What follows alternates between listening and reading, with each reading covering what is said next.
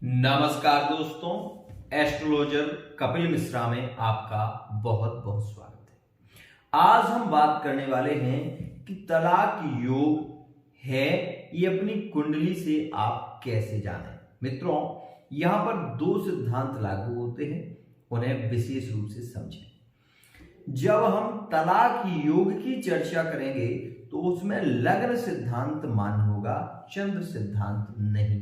इसलिए विशेष गौर करें, मैं जो कह रहा हूं वो आपके मत में है और उसको विशेष रूप से समझें। मित्रों, चंद्र कुंडली से सप्तम भाव यदि हम देखेंगे तो वो फिर अलग स्थिति हो जाएगी, लेकिन हम यहां पर बात कर रहे हैं लग्न सिद्धांत की। तो मित्रों, इसे लग्न सिद्धांत से समझें और जानें। जैसे कि एक लग्न में विशेष रूप से 9 चरण का हिसाब होता है एक राशि में। मित्रों, 12 अंश विशेष रूप से 20 कला का एक चरण का मान माना जाता है। मित्रों, इसी हिसाब से इसको आप समझें तो बहुत ही अच्छी स्थिति होगी।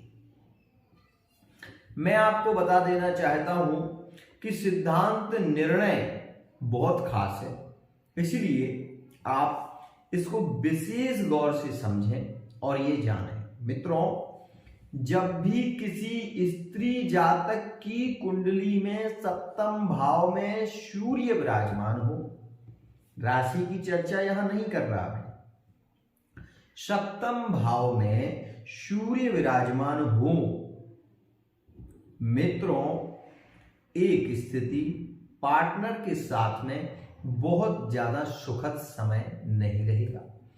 वैवाहिक जीवन में कलह ज्यादा होगा। ध्यान रखना, अगर सप्तम भाव में स्त्री की कुंडली में सूर्य है सप्तम भाव में, तो मित्रों ये विशेष ध्यान रखना कि दाम्पत्य जीवन में ज्यादा सुख की वृद्धि नहीं होगी। दूसरी स्थिति, आपस में बहुत जल्दी झगड़े होंगे। सप्तम भाव में सूर्य विशेष रूप से स्त्री को घमंडी बना देता है, इस बात को समझना विशेष ध्यान से। सप्तम भाव में सूर्य के होने से स्त्री जातक की कुंडली में यदि है तो बहुत ज्यादा उस स्त्री को घमंडी बना देगा। बात बात पर वो कहीं ना कहीं अपने घमंड को दर्शाएगी, ये विशेष ध्यान रखना। दूसरी स्थिति, मित्रों, 12वें भाव में सूर्य की युति शनि के साथ में हो या शनि और राहु की युति द्वादश भाव में हो, 12वें भाव में हो, तो मित्रों विशेष रूप से तलाक के योग बनते हैं। फिर से समझिए, 12वां भाव व्यय का होता है और 12वां भाव एक नहीं होता, इस बात को और समझ लेना डीप से। मित्रों, लग्न से 12वां भाव होगा 12वां भाव, द्वितीय भाव से 12वां भाव होगा लग्न, तृतीय भाव से 12वां भाव होगा धन भाव। मित्रों, हर भाव का जो व्यय होता है वो भावगत द्वादश में ही होता है, इस बात को अपने दिमाग छोटे से पॉइंट में लगा के रख लो, विशेष जानकारी में है। तो आपको केवल इतना समझना है कि द्वादश भाव में यदि सूर्य है, यदि शनि है, यदि राहु है तो तलाक का योग बनेगा। राहु स्वतंत्र भी है तो जेल की यात्रा करनी पड़ सकती है, अनायास मुकदमा चल सकता है, विशेष ध्यान।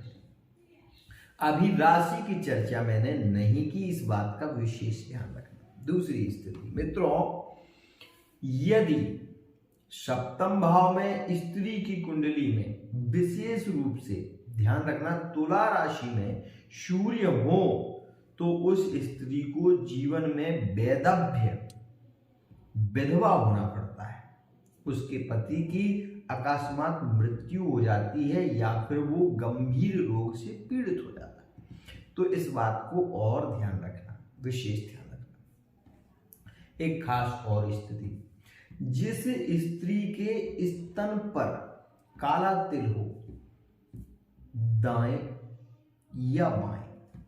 अब कौन से? तो मित्रों मैं बता दूं कि बाएं स्तन पर अगर काला या लाल तिल होता है तो उस स्त्री को भी विधवा होना पड़ता है। ऐसे योग बन जाते हैं। दूसरी स्थिति में मित्रों मैं बता दूं कि जिस स्त्री के दाएं स्तन पर काला तिल होता है उसके 3 पुत्र होते हैं। ऐसा योग शास्त्रीय संबद्ध मान्यता से है। मित्रों दूसरी स्थिति, दूसरे घर में सूर्य विराजमान हो तो मित्रों स्त्री और पति में द्वेष ज्यादा होता है। ध्यान रखें, दूसरे भाव में सूर्य हो तो स्त्री से द्वेष ज्यादा होता है, घर में कलह ज्यादा होता है, पत्नी के साथ में पति सुखी जीवन व्यतीत नहीं कर पाता है। ऐसी स्थिति और यह तलाक का योग बन जाता है। दूसरी, अब मित्रों एक और खास स्थिति के विषय में चर्चा करें। यदि अष्टम भाव में राहु हो और सप्तम भाव में विशेष रूप से वृश्चिक राशि हो तो धनु राशि में सूर्य होंगे, धनु राशि में यहाँ पर राहु होंगे। राहु यदि इस स्थिति में है तो तलाक का प्रबल योग बनेगा। समझ गए बात? अब वर्तमान की स्थिति पर इसको मैं ढाल रहा हूं, इस बात का और ध्यान देना। विशेष जो चीज बताऊंगा वो इंपोर्टेंट होगी, तुम्हारे जीवन से जुड़ी हुई होगी और तुम्हारे जीवन में कहीं नहीं कहीं ये घटनाएं हो रही होंगी। यदि आपके समझ में आ रहा है तो आप इसको लाइक भी करें और वीडियो को, चैनल को सब्सक्राइब भी करें। मित्रों वहीं एक और खास स्थिति, सप्तमेश में मंगल हो और अष्टम भाव में यदि शनि विराजमान हो, सप्तम भाव में मंगल हो, अष्टम भाव में शनि हो तो मित्रों प्रबल संभावनाएं तलाक की हो जाती।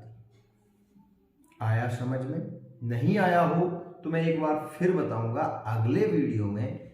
इस वीडियो में इतना ही, आज के लिए इतना ही। जय जय श्री राम।